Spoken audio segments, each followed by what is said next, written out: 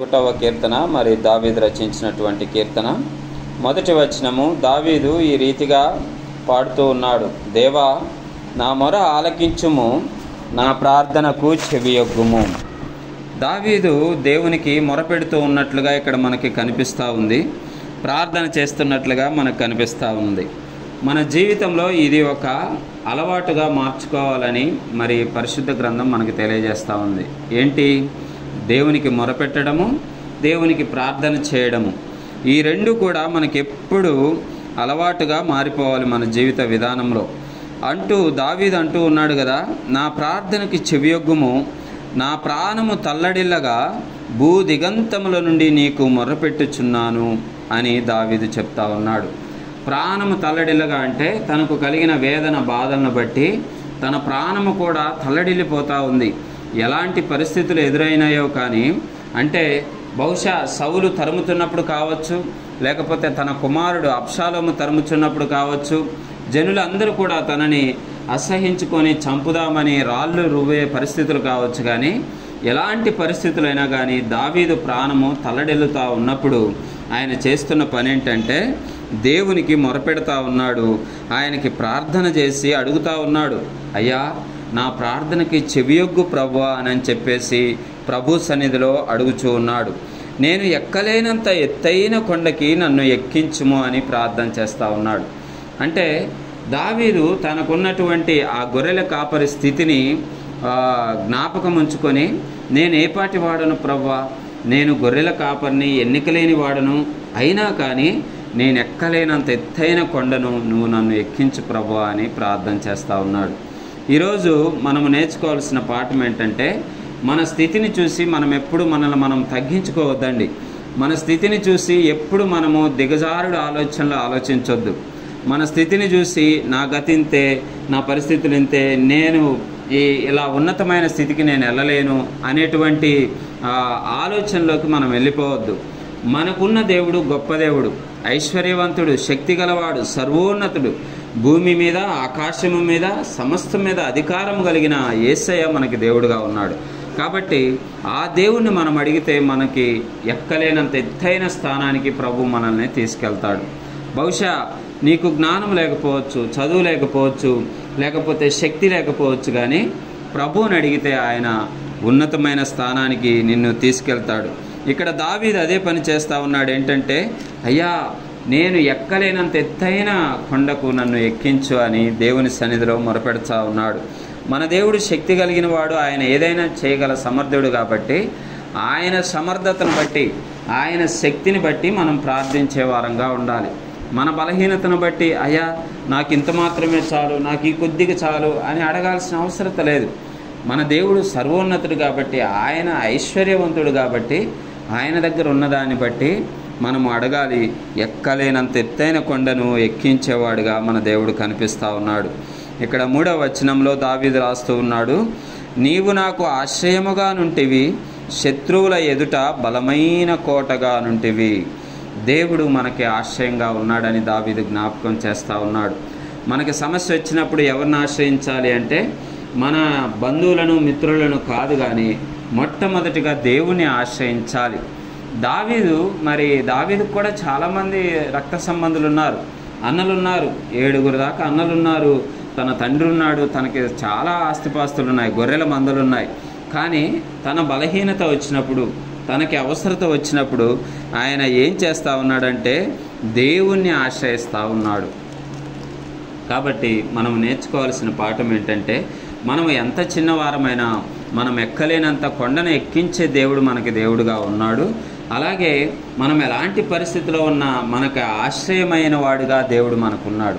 కాబట్టి మనం దేవుణ్ణి ఆశ్రయించాలి. శత్రువుల ఎదుట బలమైన కోటగా మనల్ని ఆయన దాచిపెడతాడంట. అంటే ఒక కోటలోకి వెళ్ళిన వాడు ఎంత సురక్షితంగా ఉంటాడో, ఎదుట శత్రురాజులు వచ్చినా, శత్రు సైన్యం వచ్చినా కోటలోనికి ప్రవేశించకుండా కోట ఎంతో పటిష్టంగా కట్టబడి ఉంటుంది. అలాంటి కట్టడంలాగా, అలాంటి ఒక కోటలాగా దేవుడు మనకున్నాడని దావీదు ఇక్కడ జ్ఞాపకం చేస్తూ ఉన్నాడు. ఇంకా 4వ వచనంలో, యుగ యుగములు నేను నీ గుడారములో నివసించెదను, నీ రెక్కల చాటున దాగుకొందును. హల్లెలూయా. ఇక్కడ దావీదు మరో మాట ఏమంటూ ఉన్నాడంటే, యుగ యుగాలు నేను దేవుని గుడారములో ఉంటానంట. ఒకవేళ మనకి మేడలు ఉండొచ్చు, మిద్దెలు ఉండొచ్చు, పెద్ద పెద్ద భవనాలు ఉండొచ్చు, కానీ దావీదు ఏమంటా ఉన్నాడంటే, నీ యొక్క సన్నిధి, నీ గుడారము నేను దాగుకునే చోటు ప్రభువా అంటా ఉన్నాడు. ఈరోజు మనం కూడా కొన్నిసార్లు ప్రార్థనకు వచ్చినప్పుడు మన మందిరం ఉన్న పరిస్థితిని కావచ్చు, ప్రార్థన జరిగే స్థలాన్ని కావచ్చు చూసి చిన్నపాటి ఎండలకు, చిన్నపాటి ఇబ్బందులు కూడా తట్టుకోలేము. అయ్యో ఆ మందిరంలో ఏసీలు లేవే, ఆ మందిరంలో ఫ్యానులు లేవే అని కూడా ప్రార్థన మానేసే విశ్వాసులు ఉన్నారు ఈ రోజుల్లో. అయితే దావీదు ఏమంటా ఉన్నాడంటే, తనకు కోటలున్నా, పెద్ద పెద్ద బంగ్లాలు, మిద్దెలున్నా కానీ నీ గుడారములో నేను యుగ యుగములు నివసించేదను అంటా ఉన్నాడు. అంటే దేవుని మందిరంలో నివసించడానికి మనము ఆశ కలిగి ఉండాలి, సంతృప్తి కలిగి ఉండాలి. కాబట్టి దేవుని మందిరానికంటే పరుగులు పెట్టే పాదాలను కలిగి మనం ఉండాలని వాక్యం సెలవిస్తూ ఉంది. ఇంకా ఆయన అంటూ ఉన్నారు కదా, నీ రెక్కల చాటున దాగుకొందును. ఒక గొప్ప వ్యక్తి ఎవరి చాటును దాక్కుంటాడంటే అంతకన్నా గొప్ప వ్యక్తి దగ్గర దాక్కుంటాడు. అలాగే ఈ లోకంలో ఉన్న ప్రతి సమస్యకి కానీ, ప్రతి వ్యక్తికి, ప్రతి పరిస్థితికి మించిన దేవుడు మనం దేవునిగా కలిగి ఉన్నాం. యేసయ్య చాటున దాగుకునే వారముగా, ఆయన రెక్కల చాటున దాగుకునే వారముగా మనం ఉండాలి. 5వ వచనం చూస్తే, దేవా నీవు నా మ్రొక్కుబడులను అంగీకరించి ఉన్నావు, నీ నామమందు భయభక్తులు గలవారి స్వాస్థ్యము నీవు నాకు అనుగ్రహించి ఉన్నావు. ఏమంటా ఉన్నాడండి? నా మొక్కుబడులను అంగీకరించి ఉన్నావు. మనము దేవునికి ఏదైనా సమర్పిస్తే ప్రభు దాన్ని అంగీకరించేదిగా ఉండాలి. మనము లోకంలో చేయవలసిన తప్పులన్నీ చేస్తూ, చేయవలసిన పాపములన్నీ చేస్తూ మనము ప్రభువుకి తీసుకొచ్చి వేలకు వేలు, లక్షకు లక్షలు కానుకలిస్తే సరిపోదండి. దేవుడు దాన్ని అంగీకరించడు. నీ యొక్క నిజాయితీ, నీ యొక్క నీతి మార్గాలు, నువ్వు నడిచే నీతి మార్గాలు చూసి ప్రభువు నీ కానుక అంగీకరిస్తాడు. కాబట్టి ప్రియులారా, మనము వారమంతా తిరిగినదంతా తిరిగి మన ఇష్టానుసారంగా తిరిగి ఒకానొక దినాన్ని వచ్చి, ఆ వారాంతమున వచ్చే ఆదివారాన ఇదిగో నేను ఈరోజు దేవుడికి ఇవ్వాల్సిన కానుక ఇస్తున్నానని మనము గర్వంగా అట్లా కానుక పడేసి వెళ్ళిపోకూడదు. దేవుడు అలాంటి కానుక అంగీకరించాడు. దావీదు అంటా ఉన్నాడు కదా, నా మొక్కుబడులను నీవు అంగీకరించి ఉన్నావు. అంటే అందరి మొక్కుబడులు, అందరి కానుకలు ప్రభు అంగీకరించాడు.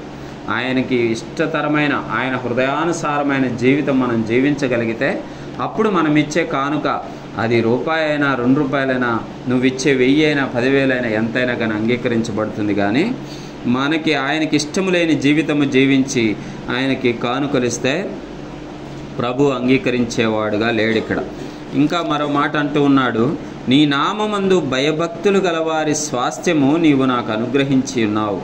రాజునకు దీర్ఘాయువు కలుగజేయుదువుగాక, అతని సంవత్సరములు తరతరములు గడుచునుగాక. ఇక్కడ దేవుని వాక్యం సెలవిస్తున్న విషయం ఏంటంటే, మనము తీసుకునే ఆహారం కానీ, జాగ్రత్తలు కానీ మనకి దీర్ఘాయుష్నిది, కానీ దేవుని యొక్క కృపే మనకి దీర్ఘాయుష్నిస్తుంది. నీవే నాకు దీర్ఘాయుష్ని ఇచ్చేవాడవు ప్రభువా అని దావీదు స్పష్టంగా ప్రార్థన చేస్తూ ఉన్నాడు. ప్రియమైన వారలారా, ఈరోజు మనము కూడా ఎలాంటి ప్రార్థన చేయాలంటే, అయ్యా నా కానుకలు నీవు అంగీకరించు, అలా అంగీకరించేటువంటి కానుకలుగా నా జీవితం ఉండులాగున సహాయం చేయి ప్రభు అని ప్రార్థన చేయాలి. యుగ యుగములు నీ గుడారంలో నేను ఉండటానికి ఇష్టపడతాను ప్రభు అని ప్రార్థన చేయాలి. నా శత్రువుల ఎదుట నాకు బలమైన కోటగా నువ్వు ఉండు ప్రభు అని మనం ప్రార్థన చేయాలి. ఇంకా ఏమని చేయాలంటే, నీవు దీర్ఘాయుష్ను కలుగజేసేవాడవని, సంవత్సరములు తరగకుండా నడిపించేవాడవు నువ్వని ప్రార్థన చేయాలి. చివరిగా, దేవుని సన్నిధిని అతడు నిరంతరము నిలుచునుగాక, అతని కాపాడుటకై కృపా సత్యములు నియమించుము. మనము దేవుని సన్నిధిని ఎలాగ నిలవాలంటండి? నిరంతరము నిలిచి ఉండాలంట దేవుని సన్నిధిలో. ఏదో ఒక పూట వచ్చి 2 గంటలు ఉండడానికే ఎన్నోసార్లు మనం బాధపడుతూ ఉంటాం. కానీ దావీదు అంటా ఉన్నాడు, తనకు ఉన్న రాజ్యము కాదు, తనకున్న పరిస్థితులు కాదు, కానీ ఆయన సన్నిధిలో నేను నిరంతరం ఉండటానికి నేను ఇష్టపడతా ఉన్నాను అని చెప్పేసి ఇక్కడ సెలవిస్తూ ఉన్నాడు. కాబట్టి మనమందరం కూడా నేర్చుకోవాల్సిన పాఠం ఏంటంటే, దేవుని ఆశ్రయ దుర్గముగా చేసుకోవాలి, ఆయనను ఆ బలమైన కోటగా చేసుకోవాలి, ఆయన గుడారంలో నివసించడానికి ఇష్టపడాలి. అలాగే ఆయన రెక్కల చాటున దాక్కోవటానికి ఏమాత్రము మనము సంకోచించకుండా ఆయన రెక్కల క్రిందికి రావాలి. అలాగే ఆయన సన్నిధిలో నిరంతరము నివసించడానికి ప్రయత్నం చేయాలి. కాబట్టి అటువంటి కృప కోసం మనము దేవుని సన్నిధిలో వేడుకోవాలి. అటువంటి కృప పొందుకునేంత వరకు మనం ప్రార్థనాపూర్వకంగా దేవుని సన్నిధిలో గడపాలి.